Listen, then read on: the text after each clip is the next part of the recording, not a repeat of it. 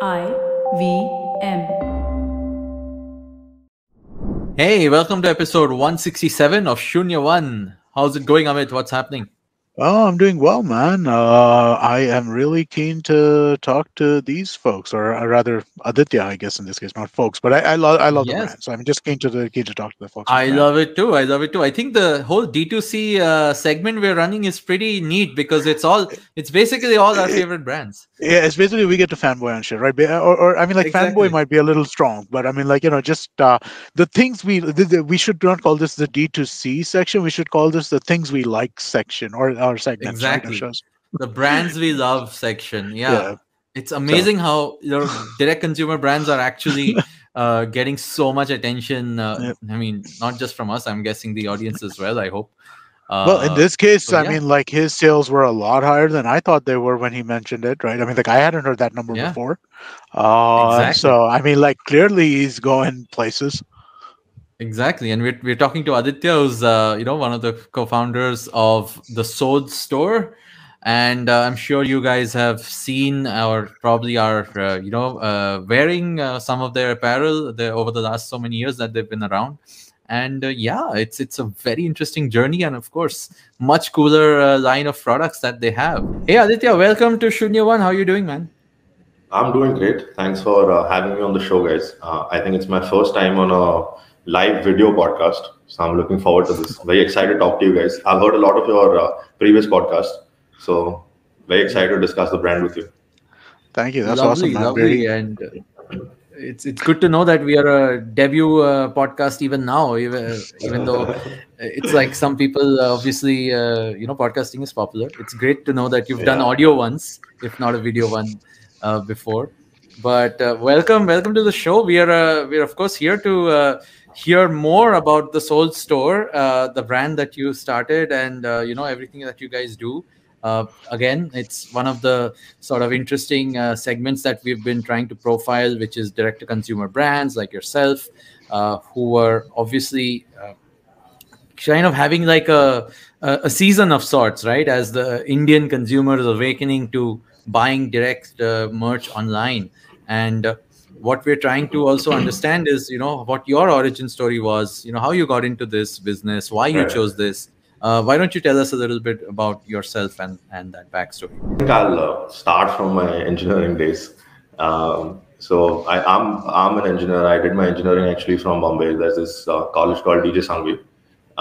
It's a Yeah. part of the whole Kilwani Mandal Institute. So two of my other partners also basically Vedang and Rohin are engineers.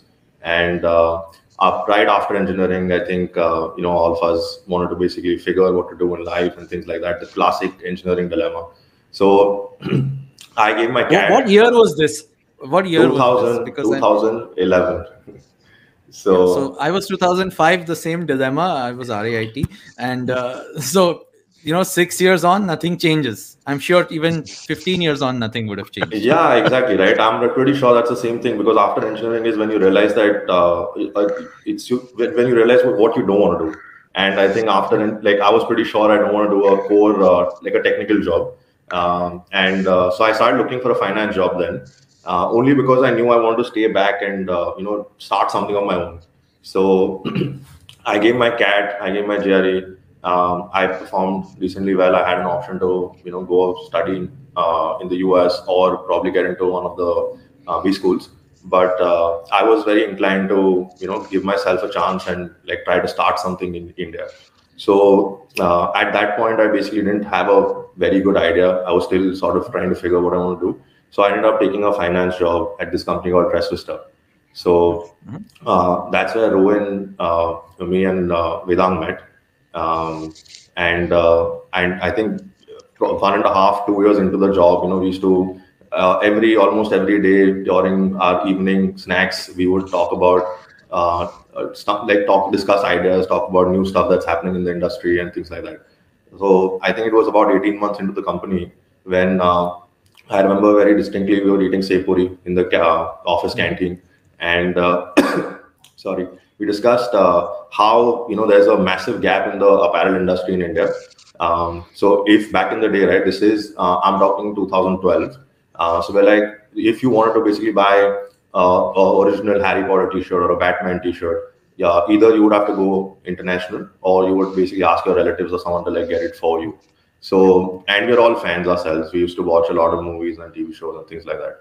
So, we identified this gap along with this other gap, where which was just merchandise for educational institutes, right? So in the West, alumni merchandise is a huge deal. Like if you pass out or if you graduate from a college, that's a really huge deal for the students, and everyone really spends a decent chunk of the money on buying the hoodies and things like that. So we want to basically tap into both these markets, and that's how the idea started. So we left our jobs, and it took us about 6 months of heavy research because none of us come from a background of business or apparel or anything like that. So it took us about 6 months of doing research into understanding how to make a website, how to get into how to make a t-shirt, source vendors, how to start a business, and things like that. So that's how it originated. It started from passion, I think, how it is for most entrepreneurs, and then eventually, as we got more into the business, we started understanding the practicality and things like that. So it's been a very exciting journey. Now that I look back back into 2013, I'm like, it was you was very confident of like doing something insane back in the day, but we look at ourselves in 2013 and we're like, we got lucky. It's been it was a very, very tough time, but yeah, we've been very lucky. But And I this is think almost 10 years ago, right? I mean, you're yeah. probably coming up on your 10 years next year. How has the journey been since then? I mean, it was obviously tough back then. Even e-commerce in general was sort of just starting up at that time. So what were your early sort of ideas and execution milestones that you were able to, that Right. kept you in the game rather, and the Correct. conviction still strong? Right. So I think, when you're starting, right, I think the problems are oversimplified. For example, we're like, okay, there is definitely a demand for such merchandise in India, and we'll figure the sourcing, and we'll figure how to market the brand and things like that. But when you start getting into the details, you realize that just general operations, execution, marketing on Facebook, learning how to like market the brand, right? How to create a brand, how to not sell something without giving a discount. Because back in the day, Flipkart, Myntra, all these guys were heavily into discounting. Even they do the same thing now. But back, yeah, that point they were heavily doing that. So it was definitely tougher than expected. It took us about a year to understand every single aspect of the business. So like I remember packing orders myself, answering answering customer calls, figuring actually going and going to the printers, the manufacturers, standing there for hours to make sure that the product is basically delivered to us in the desired quality. So a lot of these operational aspects which we basically didn't account for also sort of popped up. So a lot of learning, I would say, in the first year, right from sourcing, talking to vendors, doing business with a lot of these clients, understanding how to market the brand. The first set of designs that we actually launched. So what we did is we basically did this whole survey with our friends. So we made a list of like 50 designs that we had made. We sent out the survey on a Google Sheet to our friends, and we're like, why don't you rate the designs on a scale of 10? And I think that was one big mistake we made because our friends were really sweet to us. So we chose like the top 20 designs to launch with, and they performed really badly.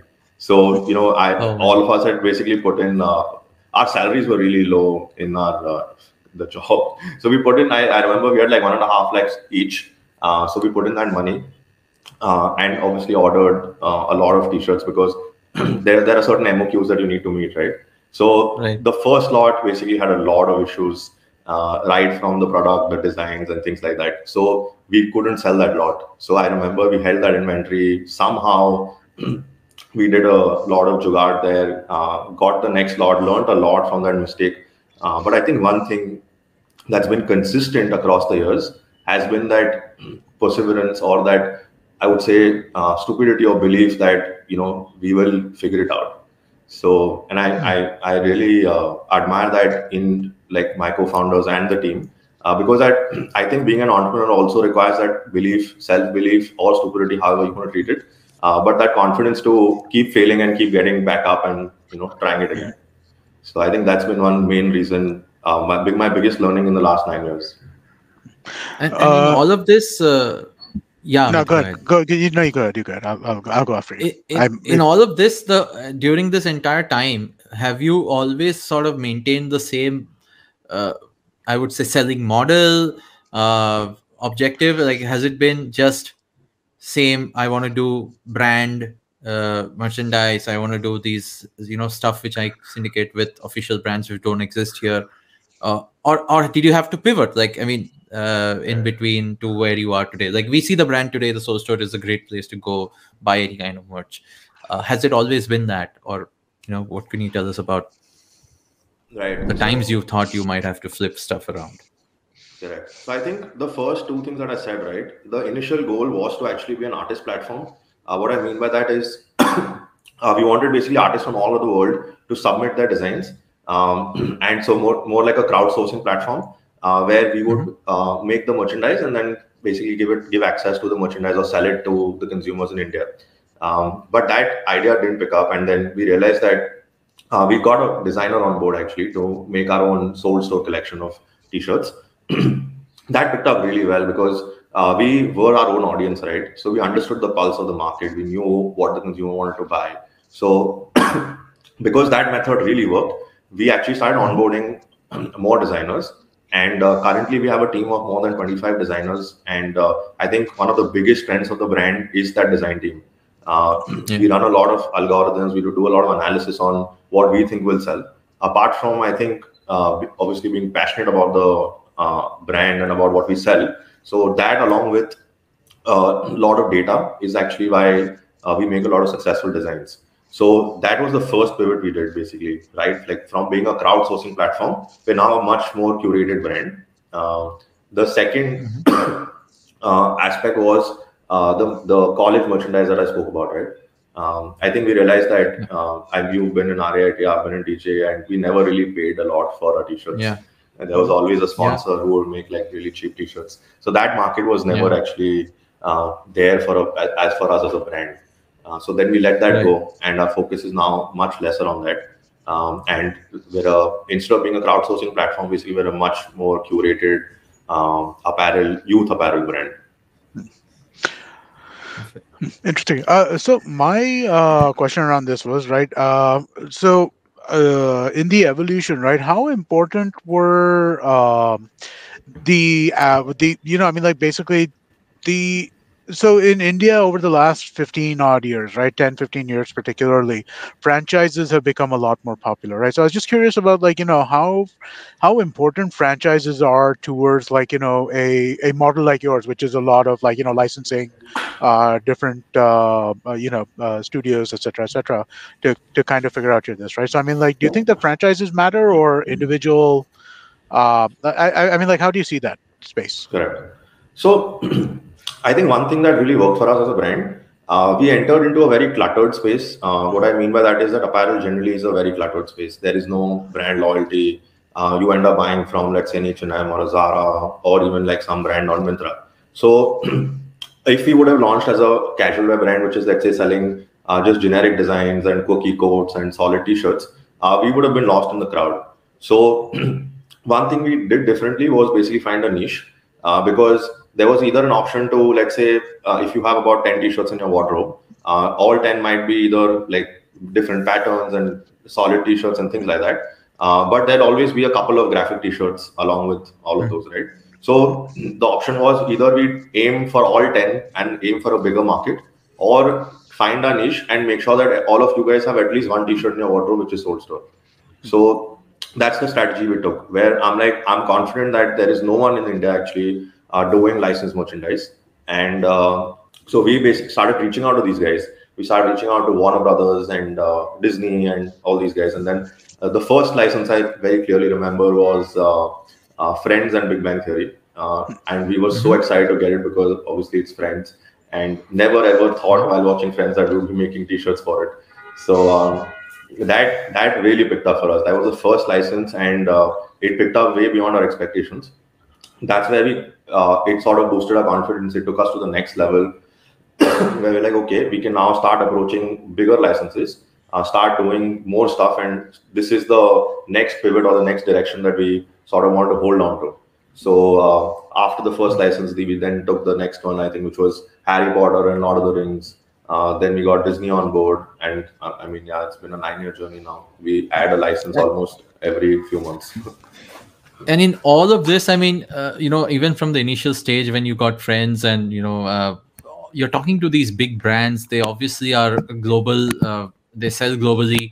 What made them choose you? Like, do you remember, or even today, like, what are those standards that you guys are able to uphold, which makes it, which makes you the right choice for this? I mean, beyond the marketing and the ability to sell it, what in terms of, like, because there are a lot of people making apparel, like, how come the big boys in this Right. in the industry, like the Aditya Yeah. Birlas or whoever else, right? How are they not?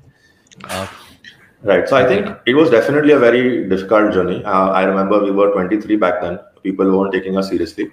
But so what we did is, I think one major reason was that these guys didn't have that vision. For a guy who's sitting at Aditya Birla right now, for them, it's a lot of money at stake. They're very used to working a certain way. And even now, I mean, they don't really have any brand which is doing pop culture merchandise. So I feel like there is that gap or that lack of vision where they don't see a big enough market, or maybe they don't have that bandwidth or expertise. So there were a few other brands which were doing it, and I think the biggest or the most easiest way of doing this was to import stuff from the US and sell it at a higher price here. So there were a few brands which were doing that, but we were very sure that we didn't want to do that because I mean, it's super easy to do, but the people won't really pay that much, right? We're not doing justice to the t-shirts.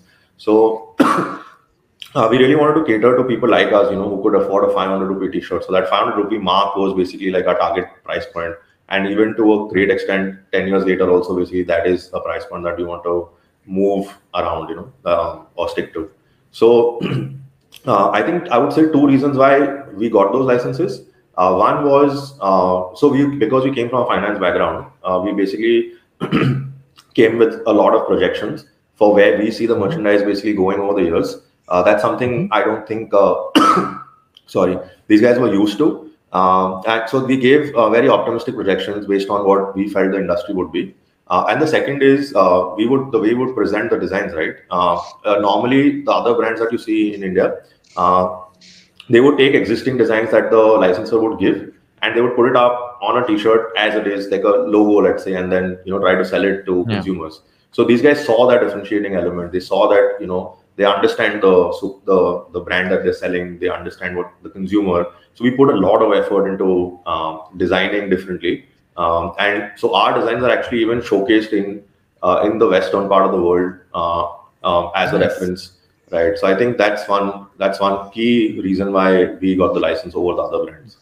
So how much participation, interference, back and forth occurs between you and brand? Because I mean, like, or what approval rights do they have? You know the question I'm asking here, right? Like, how hard is it to work with these kinds of franchise things? So basically, it is very stringent. These guys have a portal where we have to upload every single design that we make. They have the right to basically reject or approve, and it takes a few weeks. So it sort of escalates or like increases our supply chain lead times. So for example, if I make a design, I'm supposed to basically put that design up onto a system. The designers either sit out of the US or Singapore. They will approve the design, and only then can actually start making the product. Right. After the product is made, basically then a sample is sent and they approve the sample and things like that. So I think that is also like a big barrier to entry for a new brand to now get into this, because this whole process is pretty expensive.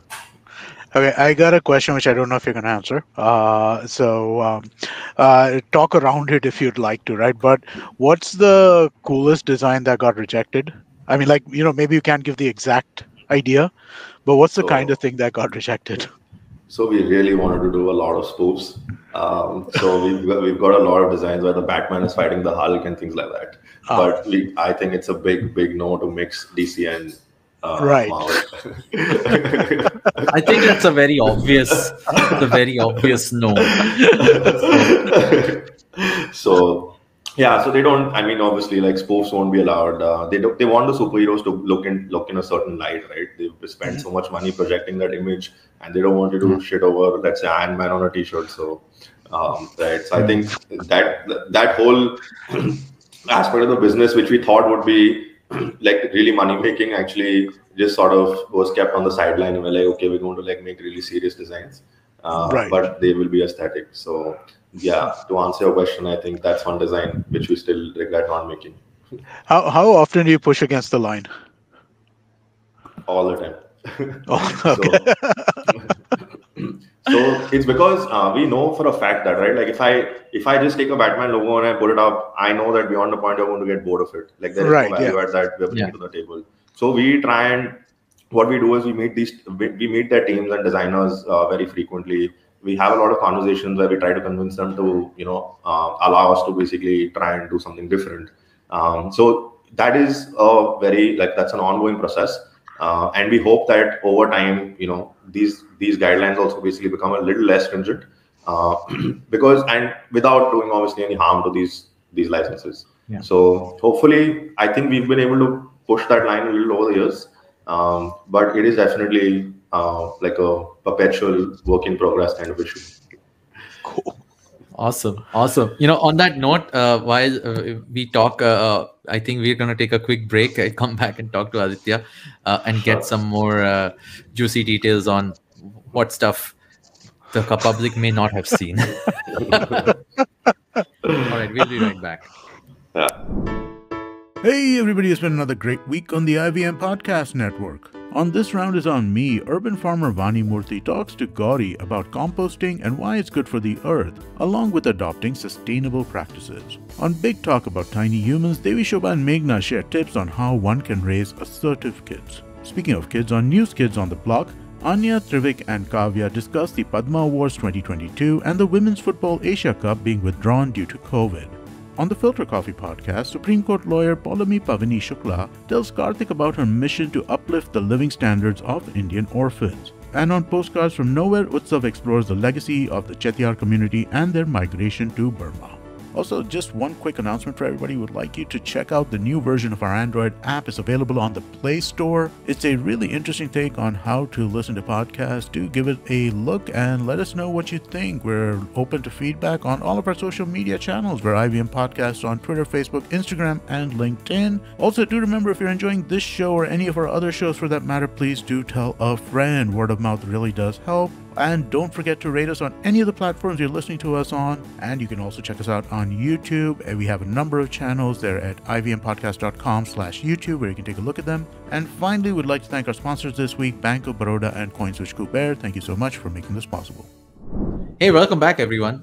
So, Aditya, while you told us about what stuff you can't do, or rather you're a little creatively restricted from doing because you work with these licensed brands, of course, tell us about the bare bones of the business, though. I mean, you guys are one of the more, now I would say, mature apparel and merchandise companies in the country. Obviously, you've arrived now in today's sort of direct-to-consumer market. I think apparel has boomed in terms of a lot of brands sort of starting in the past 9 years, definitely in the past 2-3 years, even more so. So what have you guys now, what have you seen in terms of, how you run your business? How do you optimize for your costs? Who on the team does what? How big a team is it? And maybe even like, by the way, the story behind your name, if you want to just sort of share that to begin with. Correct. So I think there was while we were trying to come up with like tons of different names, right? None of them basically were like sort of catching on to us. So I remember there was a band. I don't know if it's a popular band, but there was this band called they were called the Sold Out, and it made complete sense because you had to sell out tickets, and the band, it just made complete sense, right? And that word actually just stuck with me. And we were really passionate about the whole space. And as soon as the name was taken, basically it just hit all of us instantly. So the whole it is basically right from the soul, and also it's a pun on the word SOLD. That is exactly what defines the brand, right? Like it is right from the soul, but also at the same time, it's about having fun with that pun. So that's exact. And at that point, everyone was like, "This is it. Like I don't think we need to brainstorm anymore." So that's how the brand name came up. And in terms of like running the show, like I was asking, like how big is your team today? Are you guys like in the spectrum of apparel companies, as a shop, right, as a manufacturing setup, as a operations setup, logistics, how big is the business today? So if I had to talk numbers, we're currently doing a run rate of about 300 crores GMV. Right, so the team is about 300, 350 odd people. We've got two offices. We've got our head office in Loparel, where all our designers and business development and marketing, etc., everyone sits out of the Loparel office. And we've got our warehouse and our factory, our manufacturing unit in Bhiwandi. So we keep shuttling between these two places on a weekly basis. And right, so I think one core reason why we've been successful again is, I think, because we figured that the issue was with the backend. Like it's super difficult to get a good quality product at a good price. So we realized that that is something that we need to tap into. So we got into manufacturing about 4 years back. Now it is a very sort of archaic industry. People have their own set ways of working. So very tough to crack. So we basically figured all of that, and I would say it's still being figured. But currently we make about 2 lakh t-shirts a month in our own unit. And what this does is basically it helps us reduce our lead times, because I can completely sort of control the lead time, right? Like let's say if I make a t-shirt and I realize that it's getting sold out and I need more of it, I can very quickly change the priority on a daily basis. I can literally just tell my unit to just make that tomorrow, which I can't do with external vendors. So, right. So this was one massive reason for getting into our own manufacturing. It also helps us streamline quality and other aspects of the business. So we've got a sourcing team, which basically then deals with the manufacturing team, which is our own, and also work with outsourced vendors. So we work with one of the biggest, a few of the biggest vendors in the country, considering now that we have decent volumes. This was definitely an issue back in the day, but I think we've hit that spot where this part of the problem now is solved. Great. I wanted to talk a little bit about the how you guys distribute, if you will, right? Because if I understand correctly, you have 3 major channels, right? So one is your own stores, you have your website, and you have the Amazon, Flipkarts of the world, right? I mean, like third-party marketplaces, I guess. So I mean, what came first and why? Yeah, exactly. So most brands that start, they actually start off with marketplaces, right? Like Amazon and Myntra and Flipkart. But we were very clear about creating a brand. This was also, it's definitely more difficult to, create a brand versus just do numbers on these marketplaces. But this was, again, we were all very aligned. All 4 of us were very aligned that we wanted to, create a brand and make sure that the consumer is loyal to the brand and not to an Amazon or a Myntra. Because at the end of the day, you're just one of the many products available on those platforms. So we started off with our own website. So even till date, 90% of our sales actually come through our own platform, which is our retail stores and our website and app. And the remaining 10% is through marketplaces like Amazon, Myntra. So we noticed this trend where once you shop, let's say if you discover us on an Amazon or a Myntra, we've noticed that the repeat purchase is always from the source store website.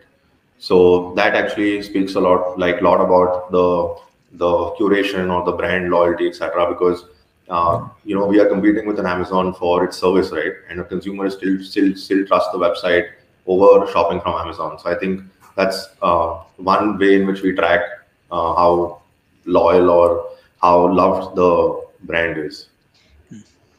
Yeah. Wow, and that's, what you mentioned, that 90% of your business is direct, means this is the true embodiment of direct to consumer selling anyway, beyond Yeah. just having a brand which people like. What are a few things which you've heard from your consumers, right? I'm sure you talk to your consumers a lot over the years. What is it that people, I mean, you mentioned the designs, you mentioned some of the content obviously that you're selling, right? But what is it about the retail experience or the online experience that you think you guys have, like, including the app, right? I mean, very few people, I would imagine, would want an app just for merch. Correct. But Correct. you guys have obviously cracked that. So what's the insight there? So that was definitely a thought process that we had, before we launched the app. That would you want a sold store app, right? Because you have so many apps on your phone already. Right. And within the first month of launch, we had about 1 lakh downloads. So that again, was very reassuring. It told us that people really want a much better experience compared to other brands that are out there, because the fact that you're ready to download an app because you want a, let's say, a 30% or a 40% better experience than using a website, just shows that they want to browse regularly. They really want to see what new stuff is coming up on the platform. So and obviously having our own retail stores actually gives us that interface to interact with the consumer, understanding them more deeply, right? So NPS is one rating which most brands track. It's like a universal net performance score, right? So we are one of the highest there, and our retail NPS is upwards of 95, which is Wow, super that's high, crazy. right? Right. So I would say one of the key again reasons why the store also works is basically the experience. Um, Whenever you walk into a store, let's say a Shopper Stop, etc., right? You have a guy who probably doesn't understand the product and is just trained for a few weeks, and he's then trying to sell the product to you. Anytime while you're interacting, you know that he's doing his job because he's supposed to sell the product. One thing we do differently is that at the store, right, you would not never realize that the person doesn't like or love what they do. So the person would be a fan, would have actually understood the product, the design that they're selling. So you can actually just go and have like a nice conversation about movies and things like that with the guy at the store. Right. So I think that is one Nice. because what happens is once you have that experience, right, it's sort of ingrained in your head for life now. You might not shop from the brand, but you still admire what the brand has done, and you're like, okay, like I like this brand more than, let's say, a random brand I saw on Amazon, even though like that brand was giving a t-shirt for 100 rupees lesser. So Right. we realized that if there is loyalty and there is love and there is relatability, you can you can demand a premium from your consumer. And I think that's shown over time, because we used to sell t-shirts for about 400, 500 rupees 9 years back. And currently, we've launched a lot of premium collections. Like I think the one I'm wearing basically is our Suprema collection. We call it the best t-shirt in the world. It's much, much softer than normal cotton. And these are being priced at 700, 800 rupees, and people are actually willing to pay us that amount, even though it's just let's say a solid t-shirt, which shows that people do respect quality if you give it to them, and there is definitely trust in the brand to pay that amount of money. So I think these have been like very reassuring factors for us. And even on the content side, right? I mean, what you're talking about is in terms of loyalty, is that people obviously come back, they browse the app, they come to the store, they understand that this is a place where it's sort of like fandom, right? I mean, if I'm a fan of a brand, and its content, then you keep coming back to it. In a way, you're like a the OTT network of sorts, trying to keep content relevant at all times. Which begs me to ask also, like, beyond, you said you ditched the, let's say, the school brand idea, but I think you guys are definitely doing a lot more interesting new collaborations, right? I mean, Right. what's new on that front in terms of, like, beyond the big brands? What other niches are you able to sort of tap? Correct. So I think, back in the day, comedy was really huge. If you remember, there was this whole surge of like Yeah, comedians coming up, right? stand Like up you and had, yeah, yeah. correct, stand up. So because we really related and we really admired the whole scene, we started off with AIB and SNG and Kanan Gill, Biswa, Kenny. So we made merchandise for all these guys. So it's like our first few collaborations. If I had to basically just remove the obvious DC, Marvel, and things like that, we started talking to OML, and these artists basically came as a part of our initiative Correct. to do merchandise in India. We also were the first ones to actually do NH7 merchandise. If you guys remember NH7 Weekender, Yeah, Yeah. of course. right? Yeah. So we started off with our logic was that we are in this space, pop culture space. We're catering to anyone basically between the age of, let's say, 16 to 35, and we want to make sure that if there is a particular kind of apparel that you want, like a T-shirt or any pop culture merchandise, we want to be able to provide that to you. So whether it's a sport that you watch, like football, cricket, or whether it's music or comedy, we want to be there, at that time. So it started off gradually, but I think now we've got more than 4 IPL teams. Um, we've done kabaddi, we've done, we're also getting into football. We already have 2 teams signed. One great thing I think, which is probably being revealed for the first time, is that we've signed Netflix, which is a Oh, really nice. huge, really huge deal because Netflix merchandise is not available in India, and we'll be Wow. launching Stranger Things and Money Heist very very soon. Nice. Yeah. Very Nice. Very cool. cool. Very cool. So, Yeah, if that's I like a could, portfolio of brands licenses in one shot, man. Nice. Good deal. Yeah, because the thing is, I think for us, we want to be a one-stop solution. Like if there is anything, if you're watching a show at home, you're watching some sport, we want to be the first ones you think of, if you want to buy a t-shirt. And we need to make sure that, we have everything on board. right. If I could, right, given all of these different expansions, especially in like the sports space and such, right? Are you looking at additional offline distribution besides just your existing stores? Sorry, come back to distribution again, right? But like I mean, like I think sports and stuff like that, normally sell in specialty stores. At least I think that's my experience in the U.S. market. So, is that an area that you're looking to expand in?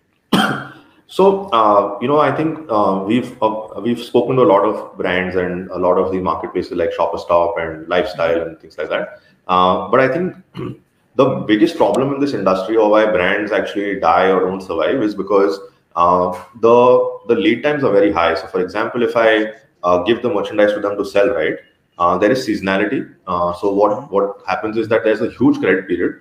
So these guys don't pay you in time. So let's say if I sell a Right. product there on day 1, I get the money on day 90, and that Okay. becomes a big problem for the business, right? Because a startup like ours actually runs on like tight cash flow.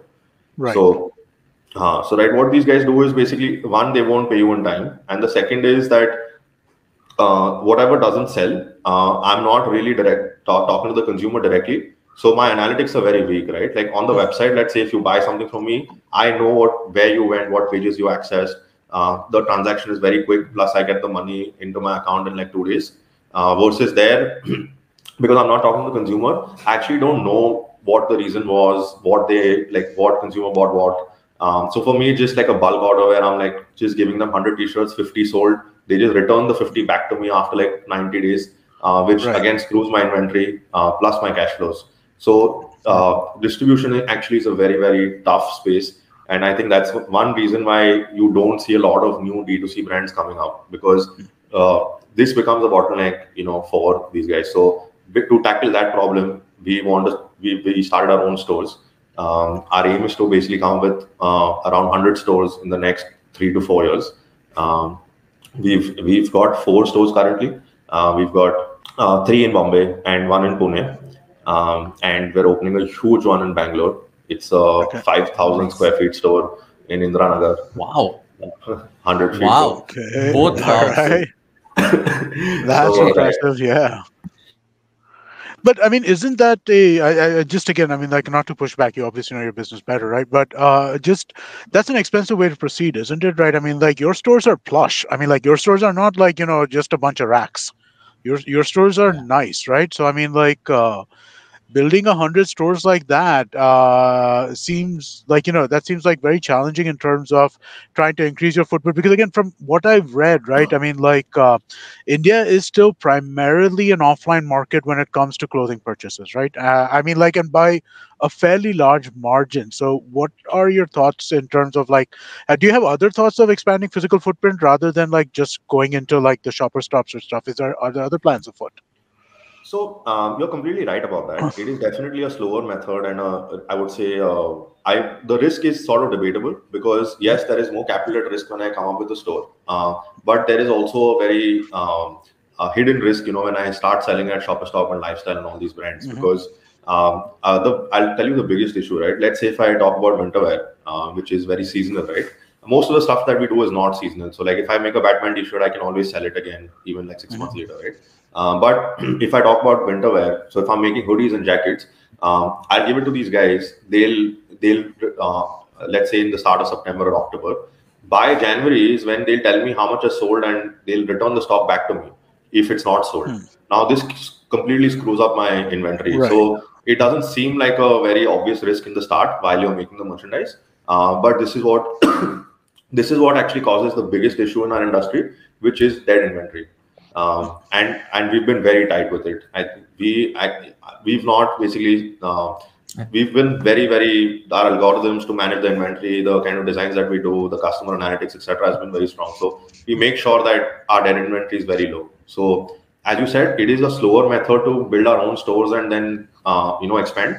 But we do feel that this is how we'll end up building the brand, even if it takes like a couple of extra years to get there. But but it'll be more true to the core, and plus like our experience would be completely controlled by us.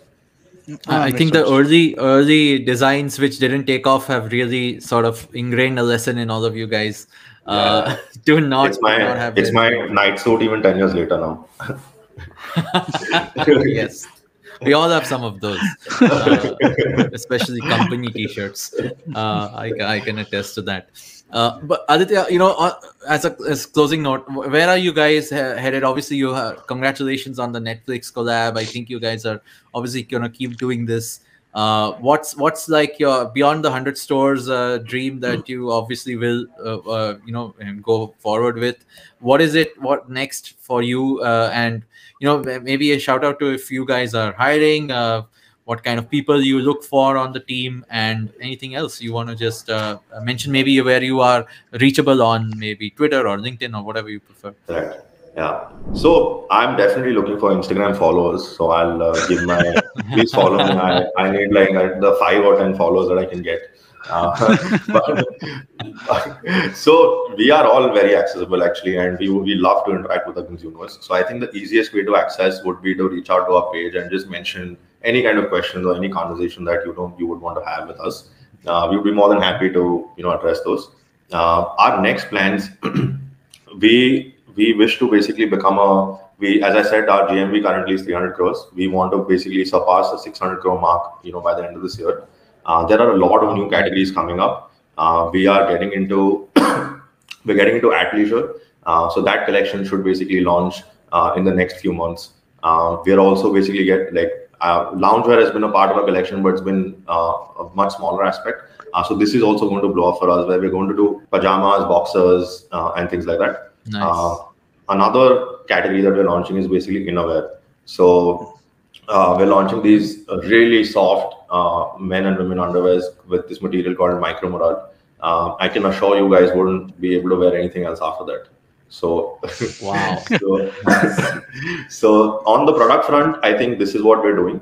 On the brand front, we've started working with we started collaborating a lot more. As Amir was mentioning, we've worked with Ashish Chanchlani, SRC. Our latest collaboration was with Ravindra Jadeja. We've got a few more big collaborations lined up. I think as and when they're finalized, we would love to show it out to the world. But the major aspect would be to come out as a one-stop solution. As I said, we've been restricted to pop culture, but we definitely want to move out of that and say that we're much more than that. If there is a t-shirt or a kind of apparel that you want to buy and you're fitting in that age group that I mentioned, we want to be able to give that to you. So the point, we don't want to be, I know at the moment we've been discussing a lot of apparel, etc. But our longer vision is to not be known as an apparel brand. We want to build trust, and once there is trust in the brand, right, we can sell any product that we want to the consumer, and the consumer would be like, hey, if the so is doing it, it'll be nice, and I would love to buy it. So that's the broader vision. Very cool. Cool. Awesome. Sounds great. I just want to remind everybody really quickly, if you enjoyed this conversation that we had with Aditya, or, please tell a friend. That would be very helpful. It kind of helps spread the word, let people know about Soul Store and the awesome stuff that they're doing over there. Also, please do give us a rating or a review, or if you're listening to us on YouTube, do subscribe. Wherever you're listening, watching, whatever, Yeah. subscribe or whatever, that really does help too. Awesome. Perfect. Thank Thanks. you so much, Aditya. This was fascinating. And of course, more power to you and the whole team behind the Soul Store. Awesome stuff, guys. Thank you so much for having me, guys. It was a lot of fun. Didn't expect it to be so much fun, but I had a great time. I'm glad you enjoyed it. Perfect. Yes. Perfect. Thank you. Thank you so much. Thanks. IVM.